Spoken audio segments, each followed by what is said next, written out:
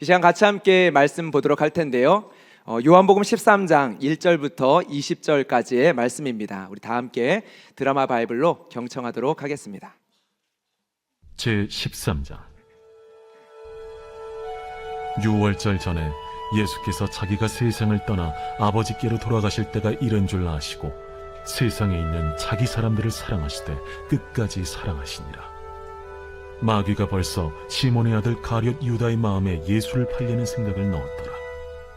저녁 먹는 중 예수는 아버지께서 모든 것을 자기 손에 맡기신 것과 또 자기가 하나님께로부터 오셨다가 하나님께로 돌아가실 것을 아시고 저녁 잡수시던 자리에서 일어나 겉옷을 벗고 수건을 가져다가 허리에 두르시고 이에 게야의 물을 떠서 제자들의 발을 씻으시고 그 두르신 수건으로 닦기를 시작하여 시몬 베드로에게 이르시니 베드로가 이르되 주여, 주께서 내 발을 씻으시나이까?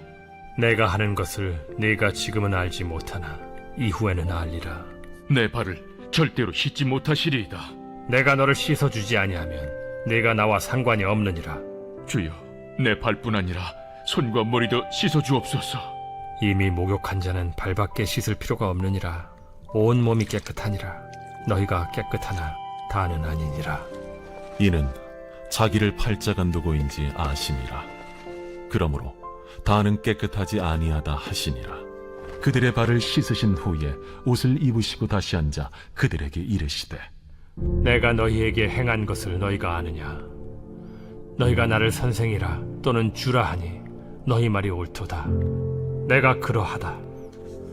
내가 주와 또는 선생이 되어 너희 발을 씻었으니 너희도 서로 발을 씻어주는 것이 옳으니라. 내가 너희에게 행한 것 같이 너희도 행하게 하려 하여 본을 보였노라. 내가 진실로 진실로 너희에게 이르노니 종이 주인보다 크지 못하고 보냄을 받은 자가 보낸 자보다 크지 못하나니 너희가 이것을 알고 행하면 복이 있으리라. 내가 너희 모두를 가리켜 말하는 것이 아니니라. 나는 내가 택한 자들이 누구인지 알미라. 그러나 내 떡을 먹는 자가 내게 발꿈치를 들었다 한 성경을 응하게 하려 하는 것이니라. 지금부터 일이 일어나기 전에 미리 너희에게 일러두면 일이 일어날 때 내가 그인 줄 너희가 믿게 하려 함이로라. 내가 진실로 진실로 너희에게 이르노니 내가 보낸 자를 영접하는 자는 나를 영접하는 것이요 나를 영접하는 자는 나를 보내신 이를 영접하는 것이니라. 아멘. 감사합니다. 두 달여간, 두 달이 넘는 시간이죠. 우리 요한복음의 말씀을 우리가 같이 함께 묵상을 했고 또한 새벽 예배 가운데 말씀을 나누었습니다. 드디어 그 21장의 그 긴 말씀들이 너무나도 또 귀하고 아름다운 말씀들이 내일로 끝이 납니다. 근데 내일 아쉽게도 이제 새벽 예배가 없죠. 그래서 요한복음 21장의 이제 후반부를 어떻게 말씀을 좀 매듭을 짓는 마음으로 나눌까 이렇게 준비를 하다가 다시금 요한복음 13장의 세족식의 이야기로 준비가 넘어오게 됐는데요. 그렇게 넘어오게 된 이유에 대해서는 아마 말씀을 듣다 보면 알게 되시는 부분들이 있을 것 같습니다. 여러분들 수련의 경험들 생각을 해보면 수련의 마지막 날 밤에 빠지지 않고 등장했었던 것이 있었죠. 프로그램 가운데 세족식이 있었습니다. 서로가 서로의 발 앞에 무릎을 꿇고 서로의 발을 씻겨주었던 그 시간들, 많은 분들이 아마 그 경험이 있었을 것입니다. 제 자신을 생각해 볼 때 교회 안에서 세족식을 해본 지가 조금은 많이 오래된 것 같습니다. 코로나 기간 지나고 그 이후에 그 경험들이 없는데요. 여러분들은 세족식을 했을 때를 한번 생각해 보면 어떠한 의미를 가지고 그 세족식에 임했습니까? 대체로 서로를 사랑으로 섬긴다의 의미를 가지고 세족식을 진행을 했을 것입니다. 저에게 가장 기억에 남는 세족식 중 하나는 CCC 선교단체를 할 때 대표 순장으로 섬길 때였습니다. 제가 양육했었던 순원이 순장으로 세워지는 첫 순장 서임식에서 세족식이 진행이 되었습니다.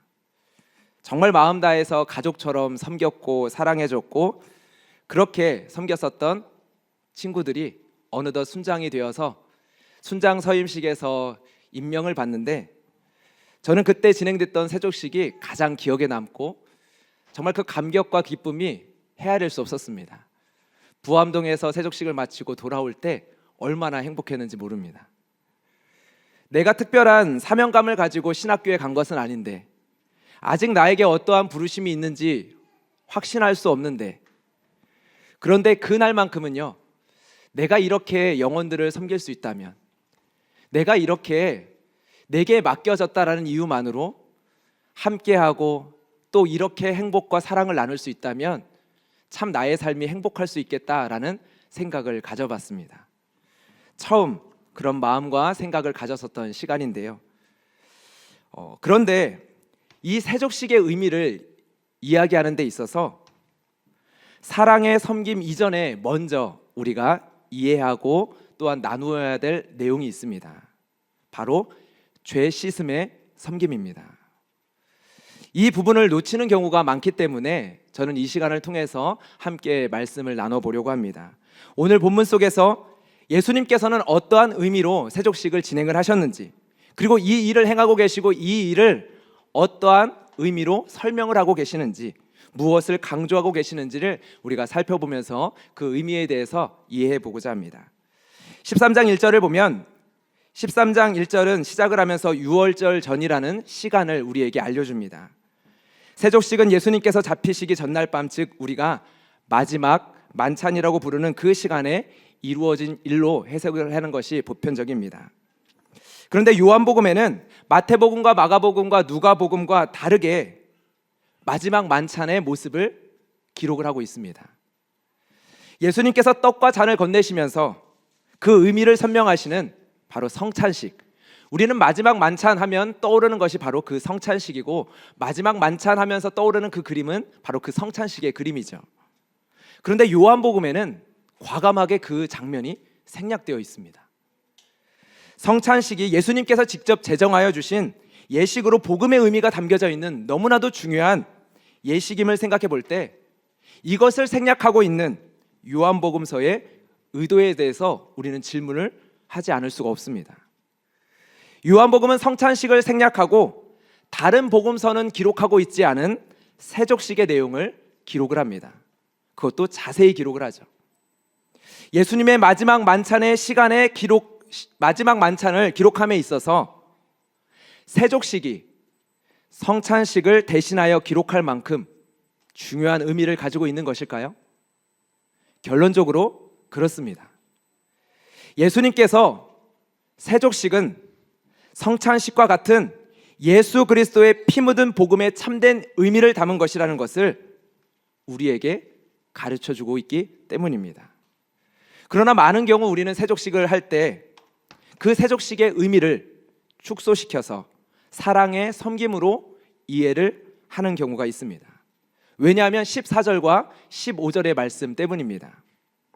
이 14절과 15절의 말씀을 보면 내가 주와 선생이 되어 너희 발을 씻어준 것 같이 너희도 서로 발을 씻어주는 것이 옳다라고 이야기하고 있습니다.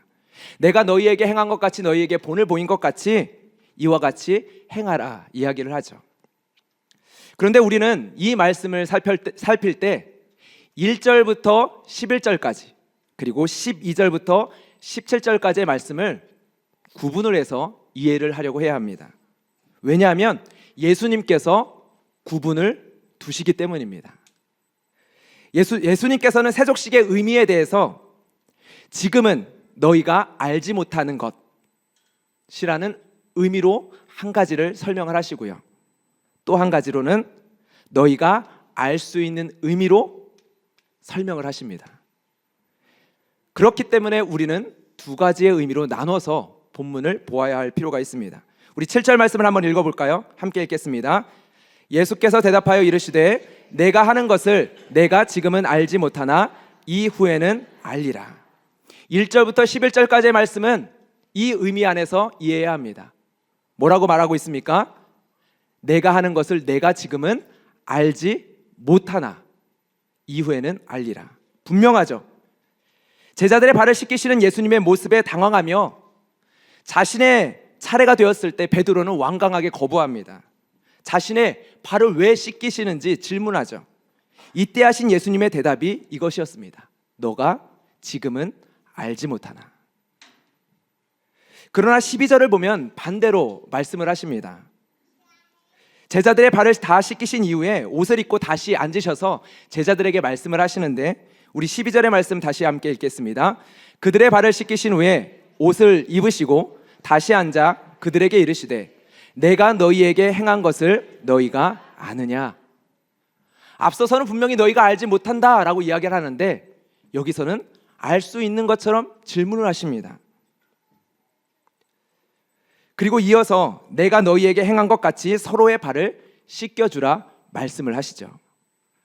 서로의 발을 씻겨주라, 너무나도 그 의미가 선명합니다. 서로가 서로에게 섬김을 받으려고 높아지려는 마음을 가지는 것이 아니라 서로가 서로를 섬기기 위해 낮아짐을 가지라는 의미죠. 누가복음의 말씀을 보면, 요한복음이 아닌 누가복음의 말씀을 보면 이 마지막 만찬이 이루어지는 가운데 제자들 사이에 큰 다툼이 있었습니다. 바로 제자들 간에 누가 서로 크냐라는 말다툼이었습니다. 예수님께서 바로 내일 십자가에 달리셔서 하나님의 때를 걸어가셔야 하는데, 바로 그 전날 예수님의 이 마지막 만찬, 예수님께서 기다리셨던 제자들과의 이 마지막 만찬에 제자들은 서로 누가 크냐 다투고 있습니다. 예수님은 지금 우리의 죄를 대신 지시고 유월절에 제물로 바쳐지는 어린 양처럼 곧 골고다의 언덕으로 올라가셔야 되는데, 정작 제자들은 누가 서로 크냐 다투고 있는 것이죠. 이때 예수님께서는 나는 섬기는 자로 너희 중에 있다라는 말씀을 하십니다. 세상에서는 앉아서 먹는 자가 크고 섬기는 자가 작은 자일지 모르지만, 그러나 하나님의 나라는 내가 너희들에게 주길 원하는, 하나님께서 너희들에게 줄 하나님의 나라는 전혀 그렇지 않다라는 걸 말씀하시죠. 내가 주인으로 선생으로 너희를 섬긴 것 같이 서로가 섬기라 말씀하십니다. 이 가르침에 대해서 제자들은 어렵지 않게 이해할 수 있었을 것입니다. 높아지려고 하면 낮아져야 한다라는 그 하나님 나라의 질서에 대해서는 온전히 이해는 못하고 있었지만, 그러나 예수님의 가르침이 무엇인지에 대해서는 이해할 수 있었을 것입니다. 그러나 이와 다르게 지금 당장은 제자들이 이해할 수 없는 영역이 있다는 것을 예수님은 말씀을 하시죠. 그것이 1절부터 11절까지 담긴 예수님의 설명입니다. 이것은 예수님의 십자가의 죽으심과 부활 이후에 알 수 있는 죄 씻음에 대한 것이었습니다. 우리가 알아야 할 것은, 여러분, 당시에 이 제자들은, 예수님 앞에 이 마지막 만찬을 하고 있는 제자들은 자신들이 죄사함이 필요하다라는 것을, 죄사함이 필요한 죄인이라는 것을 온전히 이해하고 있지 못하고 있었습니다. 예수님께서 자신들의 죄를 대신하여 직접 제물이 되셔서 십자가에서 죽임을 당하심으로 우리가 구원을 받아야 된다는 사실을 이 제자들은 모르고 있었다는 것입니다. 예수님께서 왜 한 알의 밀알이 땅에 떨어져 죽어야 한다고 가르치셨는지, 죽어야만 열매를 맺는다라는 그 말씀을 왜 하셨는지 알지 못했습니다. 예수님께서 십자가에 달리시기 위해서 골고다의 언덕을 올라가실 그때까지도, 십자가에 달리는 그 순간까지도 십자가에서 내려오실 예수님을 기대했지, 단 한 사람도 그분이 나의 죄를 위해서 저 죽음의 자리로 올라가셨구나 고백하는 사람은 단 한 사람도 없었습니다. 제자들은 예수님의 죽음이 자신들을 위한 것이라는 것을 알지 못했다라는 것이죠. 예수님께서는 지금 죄 씻음에 대하여 가르쳐 주시려고 하지만 베드로는 예수님의 의도를 알지 못했기에 자신의 발을 씻기려고 하시는 예수님을 거부합니다. 왜냐하면 예수님의 행동은 그 당시의 문화 속에서 종과 노예들이 하는 모습이었기 때문입니다. 수건을 허리에 두르고 무릎을 꿇고 세숫대야를 가져다가 그 발 앞에 두고, 더군다나 제자들은요, 지금 아마도 확실하게 이미 발을 씻었을 것입니다. 유월절을 준비하는 저녁 식사입니다. 매우 의미 있는 저녁 식사이죠. 더군다나 기꺼이 예수님을 위하여 자리를 제공한 사람이 있습니다. 그리고 그 사람의 초대에 의해 예수님과 제자들은 그 집으로 마지막 만찬을 준비하기 위하여, 먹기 위하여 들어갑니다. 그렇다면 당시의 관례에 따라 예수님을 비롯해 제자들을 위해 씻을 물을 준비했을 것이라는 것은 당연한 추론입니다. 이것은 너무나도 자연스러운 이 지역의 관례이죠. 제자들은 이미 깨끗하게 씻고 식사를 하고 있었습니다. 그런데 갑자기 다시 한번 예수님이 일어나셔서 발을 씻겨 주시는 것입니다. 이것이 당시의 제자들이 더 이해할 수 없게 만드는 상황이었습니다. 자신의 발을 씻을 수 없다 말하는 베드로를 향해 예수님께서는 내가 너를 씻겨주지 않으면 너와 나는 상관이 없다라고 말씀하십니다. 그러자 베드로는 이렇게 이야기하죠. 이제는 발뿐만 아니라 나의 손과 머리도 씻어달라고 이야기합니다. 예수님은 말씀하십니다. 목욕한 자는 발밖에 씻을 것이 없느니라. 온몸이 깨끗하니라. 그리고 뭐라고 말씀하시죠? 너희가 깨끗하나. 예수님께서는 지금 제자들에게 너희들은 깨끗함을 받은 자다라고 말씀하고 있습니다. 더불어서 이 세족식을 통해 가르쳐 주시고자 하는 의미를 드러내시죠.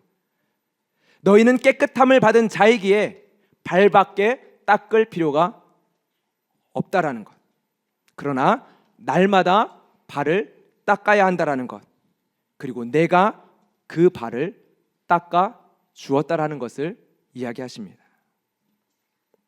예수님께서 제자들을 향해서 예수님의 이 땅에 오신 목적과 죽으셔야만 하는 그 대속의 의미를 알지 못했던 그 제자들을 향해 예수님께서 깨끗하다 말씀하실 수 있는 이유는 여기에 있습니다. 당신이 흘리신 피로 제자들과 새 언약을 맺었기 때문입니다. 누가복음 22장 20절의 말씀입니다. 이 잔은 내 피로 세우는 새 언약이니 곧 너희를 위하여 붓는 것이라. 바로 마지막 만찬에서 제자들에게 잔을 건네시며 하신 말씀이죠. 이 잔은 내 피로 세우는 새 언약이니 곧 너희를 위하여 붓는 것이라. 우리들은 예수님께서 흘리신 피로 새 언약 백성이 되었다면 제자들은 예수님이 흘리실 피로 새 언약 백성이 되어집니다. 예수님께서 그들을 향하여 말씀하십니다. 너희는 깨끗함을 받은 자이니라. 여러분, 이것이 얼마나 놀라운 고백인지 말씀인지 이해가 되십니까?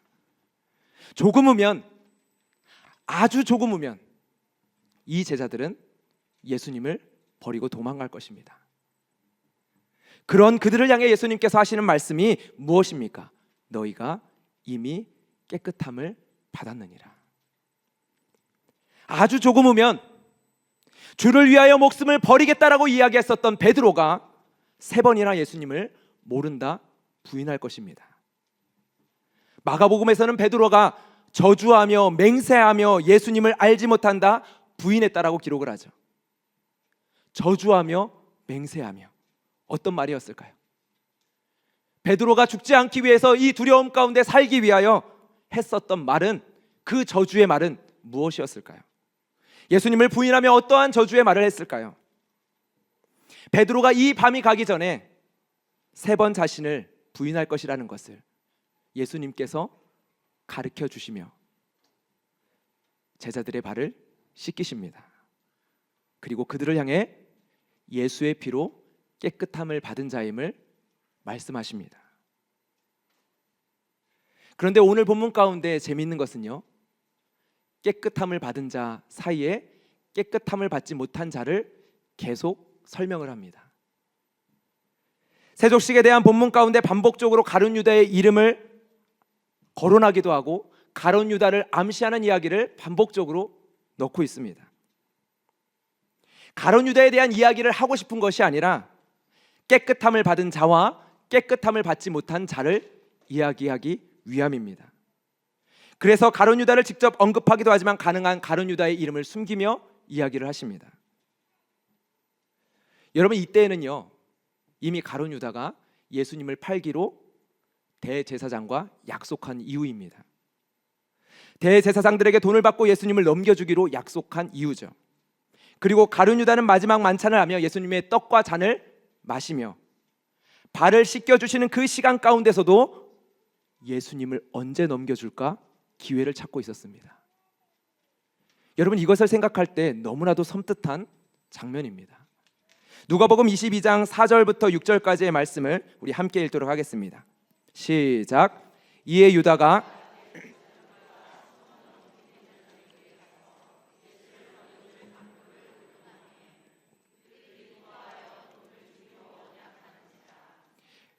허락하고 예수를 무리가 없을 때에 넘겨줄 기회를 찾더라. 그런데 이 가룟 유다에 대한 이야기가, 이 섬뜩한 이 가룟 유다에 대한 이야기가 자기 사람들을 사랑하시되 끝까지 사랑하시더라 라는 말씀에 이어서 등장을 합니다. 13장 1절입니다. 유월절 전에 예수께서 자기가 세상을 떠나 아버지께로 돌아가실 때가 이른 줄 아시고 세상에 있는 자기 사람들을 사랑하시되 끝까지 사랑하시니라. 그런데 이어서 2절에 가룟 유다의 이야기가 등장합니다. 마귀가 벌써 시몬의 아들 가룟 유다의 마음에 예수를 팔려는 생각을 넣었더라. 그리고 10절 하반절과 11절에 가룟 유다를 암시하는 이야기가 기록됩니다. 너희가 깨끗하나 다는 아니니라 하시니. 11절입니다. 이는 자기를 팔 자가 누구인지 아심이라. 그러므로 다는 깨끗하지 아니하다 하시니라. 그리고 이어서 12절과 17절까지 세족식의 두 번째 의미에 대한 설명 이후에 18절에서도 가룟 유다를 암시하는 이야기가 등장합니다. 내가 너희를 모두를 가리켜 말하는 것이 아니니라. 나는 내가 택한 자들이 누구인지 알미라. 그러나 내 떡을 먹는 자가 내게 발꿈치를 들었다 한 성경을 응하게 하려는 것이니라. 그리고 이어서 19절에 예수님께서 이러한 이야기를 반복적으로 하는 이유에 대해서 말씀하십니다. 19절 말씀 함께 읽을까요? 시작. 지금부터 일이 일어나기 전에 미리 너희에게 일러둠은 일이 일어날 때에 내가 그인 줄 너희가 믿게 하려 함이로라.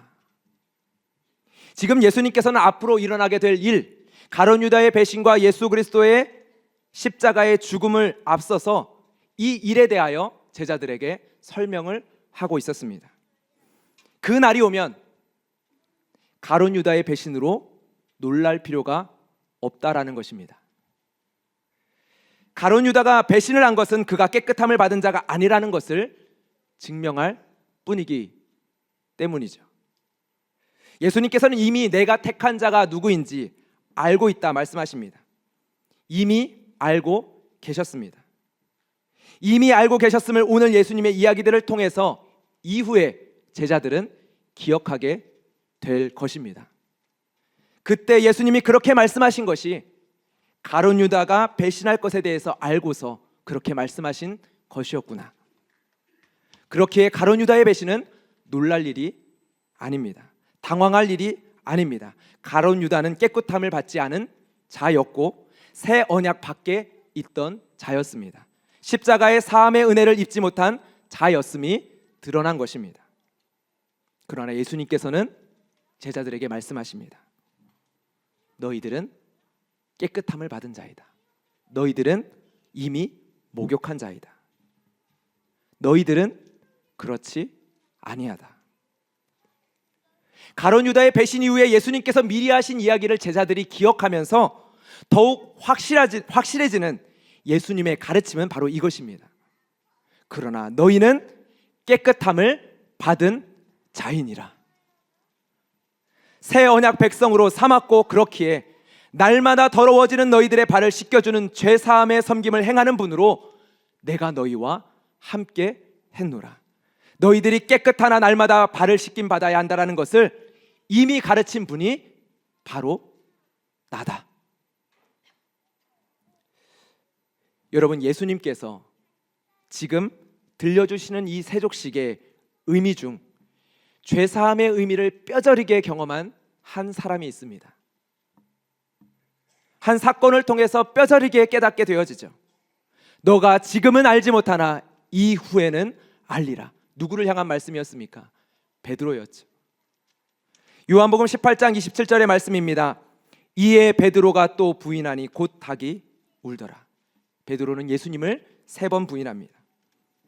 누가복음에는 베드로가 부인한 장면을 자세히 그리고 있는데요, 거기를 보면 베드로가 예수님을 3번째 부인하는 그 순간, 그 이야기하는 도중에 닭이 울기 시작합니다. 그리고 그때 예수님의 눈과 베드로의 눈이 마주친 것처럼 기록을 합니다. 누가복음 22장 60절부터 61절의 말씀입니다. 베드로가 이르되 이 사람아 나는 내가 하는 말을 알지 못하노라. 아직 말하고 있을 때에 닭이 곧 울더라. 주께서 돌이켜 베드로를 보시니 베드로가 주의 말씀 곧 오늘 닭 울기 전에 내가 3번 나를 부인하리라 하심이 생각나서, 그래서 베드로는 밖에 나가 가슴을 치며 심한 통곡을 합니다. 가슴을 쳤다라는 표현은 기록되어 있지 않은데요, 심한 통곡을 하며 얼마나 많이 자신의 가슴을 내리쳤을까요? 그의 심한 통곡이 얼마나 오래 갔을지는 모르겠습니다. 어떤 1분 1초의 시간을 보내게 되었을까? 다른 제자들의 얼굴을 다시 보았을 때 베드로는 어떠한 고통을 경험하게 되었을까? 그런데 성경이 밝히고 있는 바는 아무것도 없지만, 그러나 분명하게 밝히는 바 한 가지가 있는데 그의 통곡은 멈추었다라는 것입니다. 가룟 유다는 그러하지 못했지만 베드로의 통곡은 멈추었다라는 것입니다. 가룟 유다는 죄 씻음의 은혜를 알지 못했고 경험하지 못한 자로서 스스로 목매달아 죽임을 당했지만, 그러나 베드로는 죄 씻음의 은혜를 경험합니다. 자신이 예수님을 부인할 것을 아시면서 예수님은 자기의 사람을 사랑하시되 끝까지 사랑하셨습니다. 그들이 더럽힐 그 발을 예수님께서는 물로 씻어주셨습니다. 너는 나와 상관없는 자가 아니야 라고 말씀해 주셨습니다. 너는 나의 사람이란다 말씀해 주셨습니다. 내가 사랑하되 끝까지 사랑하는 자들이란다 말씀해 주셨습니다. 베드로는 그 심한 통곡의 터널을 지나며 이전에는 알지 못했던 것을 지금 알게 되어집니다. 이미 목욕한 자는 발밖에 씻을 필요가 없느니라의 의미가 무엇인지, 내가 주와 또 선생이 되어 너희 발을 씻었느니라 라는 그 말씀의 의미가 무엇인지를 이제는 깨닫게 되었습니다. 가룟 유다의 통곡은 후회와 좌절과 그리고 스스로를 향한 책망으로 끝이 났지만, 베드로는 통곡 속에서 밀려오는 예수님의 사랑을 경험했습니다. 자기 사람들을 사랑하실 때 끝까지 사랑하신 예수님의 사랑을 경험했습니다. 내가 부인할 것을 아시면서 나의 더러워질 발을 붙잡고 씻고 계신 예수님의 모습이 베드로를 예수님의 사랑으로 이끌어갔습니다. 여러분, 베드로가 알게 된 것이 무엇인지 요한복음은 21장 마지막을 마무리하며 우리에게 들려줍니다. 부활 이후에 베드로를 찾아오신 예수님께서 베드로에게 질문하시죠. 너가 나를 사랑하느냐? 여기에 베드로의 대답은 이러합니다. 주님, 그러합니다. 여러분, 베드로가 감히 이렇게 대답을 합니다. 내가 주님을 사랑하는 줄 주님이 아시나이다. 내가 주님을 사랑하는 줄 주님께서 아시나이다. 주님 모든 것을 아시오니 내가 주님을 사랑하는 줄을 주님께서 아시나이다. 여러분, 어떻게 감히 베드로가 예수님께 이러한 대답을 할 수 있습니까? 두려움 속에서도 그래도 사랑하는 예수님이기에 예수님을 쫓아갔습니다. 붙잡혀 가신 예수님을 쫓아갔습니다. 로마의 창과 아래 붙잡혀 가신 예수님을 두려워하며 쫓아갔습니다. 베드로는 진정 예수님을 사랑한 자가 맞습니다. 그런데 감히 예수님의 목전을 두고 나는 예수님을 모른다 저주하며 맹세했었던 그 베드로가 어떻게 내가 주님을 사랑하는 줄 주님 아시지요라는 이야기를 고백할 수 있냐라는 것이죠. 여기에 우리가 집중해야 될 지점이 있습니다. 나의 의지로 주님을 위해서 내가 죽겠습니다라고 고백했었던 베드로는 철저히 실패했습니다. 어림도 없었습니다. 그런 베드로가 너가 나를 사랑하느냐라는 질문에 어떻게 이런 대답을 할 수 있습니까? 경험했기 때문이죠. 나를 깨끗게 하신 분께서 내가 오늘도 이 세상 속에서 무너지고 부셔지고 흔들릴 수 있는 자임을 알고 계셨음을 베드로는 기억했기 때문입니다. 예수님을 모른다 부인하고 온갖 수치와 부끄러움과 고통 속에 신음하고 있을 때 나의 발을 붙잡고 씻겨주셨던 그 예수님이 계셨음을 기억했기 때문입니다. 내가 너를 안다. 나는 너와 상관없다 말하지 않을 것이다. 내가 너의 두려움을 미리 알았기에 너에게 일러두지 않았느냐. 너의 더러워진 발을 가지고 내게로 오라. 너는 이미 깨끗함을 받은 자이기에 발밖에 닦을 것이 없느니라. 두려워하지 말고 망설이지 말고 너를 사랑하되 끝까지 사랑한 내게로 나아오라. 여러분, 베드로가 무엇을 고백하게 되었을까요? 내가 바로 예수님의 그 피 묻은 십자가의 은혜가 필요한 자라는 것을 절절히 깨달으며 주님 앞에 고백합니다. 내가 주님을 사랑합니다. 내가 바로 그 십자가의 은혜로 구원받은 자라는 것을 영혼 깊이 깨달으며 예수님께 고백합니다. 내가 주님을 사랑합니다. 오늘도 날마다 나를 씻으시는 그 주님의 사랑 앞에서 주님, 다 아시죠? 내가 주님을 사랑합니다. 베드로는 베드로의 사랑이 아닌 나를 사랑하시되 끝까지 사랑하신 예수님의 사랑 때문에 말할 수 있었습니다. 자신의 진실함이 아니라 예수님께서 보여주신 예수님의 진실함 때문에 고백할 수 있었습니다. 내가 주님을 사랑합니다. 내 사랑으로는 이 고백을 지킬 수 없다라는 것 잘 압니다. 나의 이 고백과 나의 의지로는 지킬 수 없다라는 것 잘 압니다. 그러나 이 고백과 이 사랑을 지켜주신 분이 계시기에, 그분이 내가 아니라 예수님이기에 주님 고백합니다. 내가 주님을 사랑합니다. 19절 20절의 말씀입니다. 우리 같이 함께 읽겠습니다. 지금부터 일이 일어나기 전에 미리 너희에게 일러둠은 일이 일어날 때에 내가 그인 줄 너희가 믿게 하려 함이로라.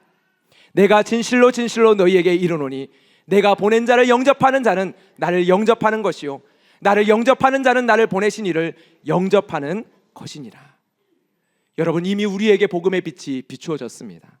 말씀의 진리 앞에서, 성령의 진리 안에서, 성령의 빛 안에서 우리는 예수 그리스도를 주요 나의 하나님으로 영접하게 되었습니다. 그 안에서 우리는 예수님의 깨끗게 하여 주심과 우리의 발을 씻어주시는 예수님의 은혜를 고백을 하죠. 그러나 여러분, 어떠하십니까? 여전히 우리는 예수님께서 우리에게 보여주신 죄사함에 대하여 아직은 알지 못하고 있지 않습니까? 우리는 우리의 가정을 이루게 한 우리의 사랑의 고백이, 나의 약속이, 부부가 함께한 서약이 얼마나 힘이 없는지를 경험합니다. 우리의 가정은 나의 고백이 지켜낼 수 없습니다. 우리의 가정은 우리의 의지와 결단으로 지켜낼 수 없습니다. 우리의 가정은 혼인신고에 도장 하나 찍었다는 것으로 지켜낼 수 없습니다. 우리의 가정은 오직 예수 그리스도의 사랑만이 지켜낼 수 있습니다. 예수님의 사랑이 우리의 가정을 지킨다는 것을 어떠한 의미로 고백해야 되는지 우리가 분명히 해야 할 필요가 있습니다. 오늘도 나의 발을 씻기시는 예수님, 나의 더러워진 발을 잡으시고 냄새나는 발을 잡으시고 나를 씻으시는 그 예수님을 경험하는 것입니다. 누가요? 내가, 바로 내가요. 지금 바로 내 앞에서 온 우주의 창조자 되시는 그 예수님께서 무릎 꿇고 나의 더러워진 발을 부여잡고 그분의 못자국 난 손으로 씻기고 계심을, 깨끗한 물로 씻겨주고 계심을, 그리고 정성스럽게 수건으로 닦아주고 계심을 여러분 경험하시고 계십니까? 오늘도 그 사랑을 기대하며 이 밤에 기도의 자리로 나와오셨습니까? 여러분의 의지와 결단으로 안 되는 것 경험하고 계시지 않습니까? 서로의 발을 닦아주십시오. 예수님이 그러한 것처럼 서로 사랑으로 섬기십시오. 그런데 여러분, 안 되는 것 경험하고 있지 않습니까? 베드로처럼 내가 주님을 위해 기꺼이 죽겠습니다, 호언장담할 수 있을지 모르지만 그렇게 안 되는 것 번번이 경험하고 계시지 않습니까? 내 가정을, 내 인생을, 내 삶을 내 사랑과 결단으로 지켜내 보려고 하는데 우리가 마주하는 것은 안 되는 현실입니다. 두려워 떨며 도리어 예수님을 원망하고 때로는 예수님을 부인하기도 하고 믿음의 길에서 도망치는 내 자신의 모습을 발견합니다. 여러분은 예수님의 십자가의 사랑으로 깨끗함을 입은 자입니까? 그렇다면 오늘도 더러워진 발을 예수님께로 가지고 나아오셨습니까?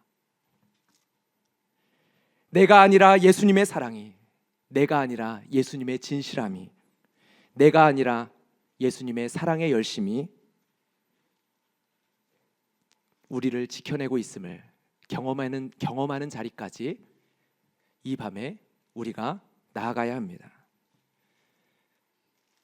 여러분, 그것은 여러분이 씨름하고 있는 그 삶의 자리가 아니라요, 하나님 앞에 부르짖으며 눈물로 통곡하며 기도할 수 있는 이 자리를 통해서만 누릴 수 있는 것입니다. 나를 찾아와 내 발을 씻어주시는 하나님의 손길을 골방의 기도의 자리에서 주님과 마주하고 있는 시간 속에서 경험할 수 있는 것입니다. 우리는 다시 삶의 싸움의 자리로 나아가야죠. 선한 싸움의 현장으로 다시금 믿음을 가지고 나아가야 합니다. 그러나 예수님의 씻어주심을 경험한 은혜가 필요합니다. 제자들이 곧 경험하게 될 이해할 수 없고 두려운 상황 이전에 먼저 그들의 발을 예수님께서는 씻겨주셨습니다. 끝까지 사랑하셨던 그 사랑을 경험케 하셨습니다. 그리고 그 삶의 자리로 나아가게 하셨습니다. 우리도 그러해야 합니다. 여러분, 말씀을 마무리하기 전에 한 가지만 짧게 말씀을 드리고 마무리하려고 합니다. 우리가 예수님을 사랑한다라고 이야기하는 거, 앞서 찬양하며 예수님 사랑합니다, 예수님을 위하여 죽겠습니다, 예수님을 위하여 살겠습니다라는 고백, 베드로가 내가 주님을 사랑합니다라는 고백과 같을까요? 여러분 어떻게 생각하십니까? 사랑한다라는 표현은 난무하지만 그 사랑의 실체는 다 저마다 다르죠. 우리가 고백하는 고백과 베드로가 예수님 앞에서 내가 주님을 사랑합니다라는 고백과 동일할까요? 모두는 아니겠지만 대다수는 저처럼 분명 다를 것입니다. 우리가 심지어 주를 위하여 나의 전부를 드리겠습니다라고 고백하고 찬양할지라도 그 고백은 베드로의 고백과 분명 다를 것입니다. 예수님께서 그 고백을 인정하신 것이 달랐습니다. 요한복음 21장 18절과 19절의 말씀 우리 마지막으로 한번 읽어보겠습니다. 함께 읽겠습니다. 시작. 내가 진실로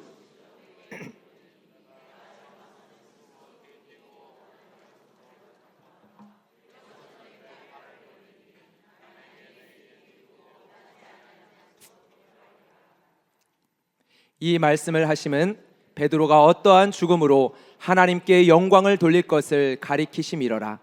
이 말씀을 하시고 베드로에게 이르시되 나를 따르라 하시니.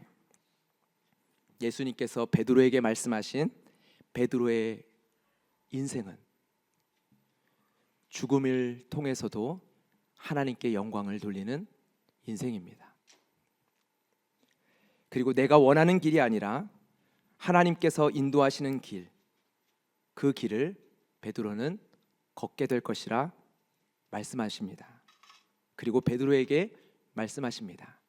나를 따르라.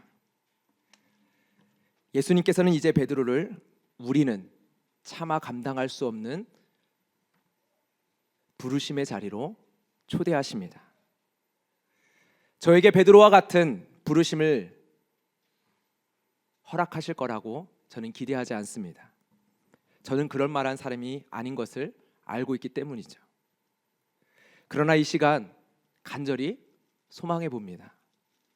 지금은 여전히 부족하지만, 여전히 나의 고백 끝에 밀려오는 것은 부끄러움이지만, 베드로가 경험했었던 예수님의 그 사랑 안에서, 나를 끝까지 사랑하시는 그 예수님의 사랑 안에서 내가 베드로처럼 주님을 사랑합니다. 주님 아시죠? 라고 고백할 수 있게 되기를 소망합니다. 나는 할 수 없지만 어떠한 인생의 지점에서 나에게 신실하셨던 주님의 사랑 때문에 내 인생의 죽음을 통해서도 하나님께 영광을 돌릴 수 있었음을 놀라워하며 하나님을 찬양하고 있을 저의 모습을 감히 소망해 봅니다.